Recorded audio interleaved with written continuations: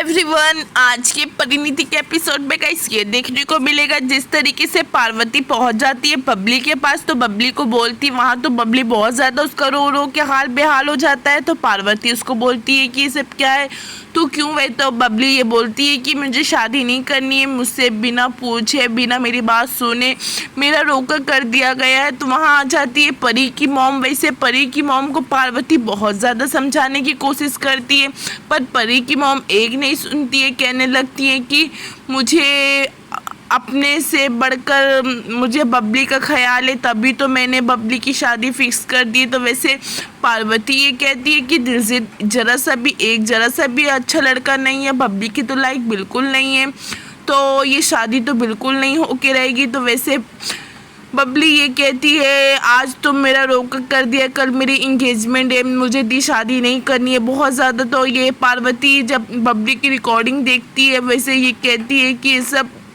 बबली ने होश में नहीं किया, सब दिलजीत की चाल है।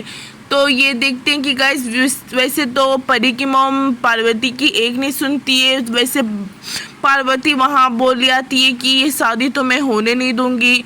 तो वैसे परी की मॉम बबली को खींच के लेके चली जाती है गाइस। वैसे पार्वती जब आती है बाहर, ये से पार्वती ये कहती है कि नीति की बात तो समझ में आती है, वैसे ये राजीव क्यों कुछ नहीं कर रहे, वो तो अच्छे से जानते हैं ना दिलजीत को क्यों कैसा है। वैसे पार्वती बहुत ज़्यादा परेशान रहती है, बोलती है कि कुछ नहीं समझ में आ रहा है कि मैं ये शादी रोकूं कैसे। वैसे सबसे बड़ी बात ये वीडियो बनी कैसे, और वैसे न मम्मी जी समझी न विक्रमवीर जी मेरी बात सुन रहे, और ये मुझे सब कुछ पता है, ये सब बबली को धोखे में रख के सब किया गया है। पार्वती को समझ में आता है कहीं नीति बबली को तीर बना के मुझे तो टारगेटिंग कर रही है। तो वैसे जब पार्वती को कुछ समझ में नहीं आता तो पार्वती लगा देती है अंबिका के पास फोन, सारी बात बताती है कि वो दिलजीत के साथ मेरी बबली के साथ मुझे सोची कि गुस्सा आ रहा है।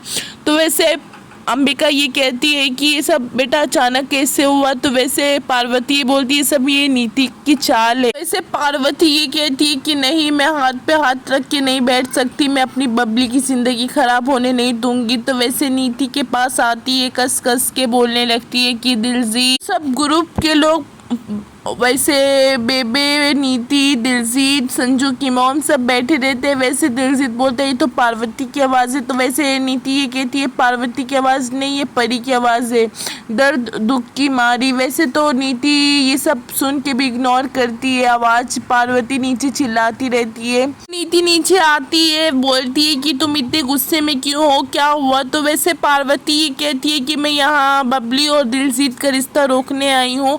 तो वैसे नीति ये कहती है कि तुम्हें इतनी क्यों तकलीफ हो रही हो, तो सिर्फ तुम्हारी एक छोटी सी अभी नई एम्प्लॉय है, वैसे तो तुम ऐसे गुस्से में आ रही हो जिससे लगता हो तुम उसकी बड़ी बहन हो। तो वैसे नीति पार्वती के आगे रख देखती है अखबार, बोलती है अखबार देखो। वैसे हर अखबार में बबली की कारनामों की खबरें हर जगह फैली हुई है, तो ऐसे में दिलजीत उसके साथ शादी कर रहा है तो क्या गलत कर रहा है। तो वैसे पार्वती नीति के आगे कह देती है कि उसकी मर्जी के बगैर उसकी शादी नहीं हो सकती, और जब वो शादी करने नहीं चाहती है तो उसकी शादी हो नहीं सकती, और ये मेरे होते हुए तो ऐसा बिल्कुल नहीं हो सकता। तो वैसे नीति दिलजीत को भेजती है बबली को लाने के लिए। वैसे दिलजीत जाता है और ये न्यूज़पेपर बबली के पास फेंकता है। तो वैसे परी की मॉम ये सब देख के बहुत ज़्यादा रोने लगती है और बोलती है कि तू शादी के लिए मना नहीं करेगी, उसको कसम दे देती है बबली को, और बहुत एक्सेट्रा बात कर देती है।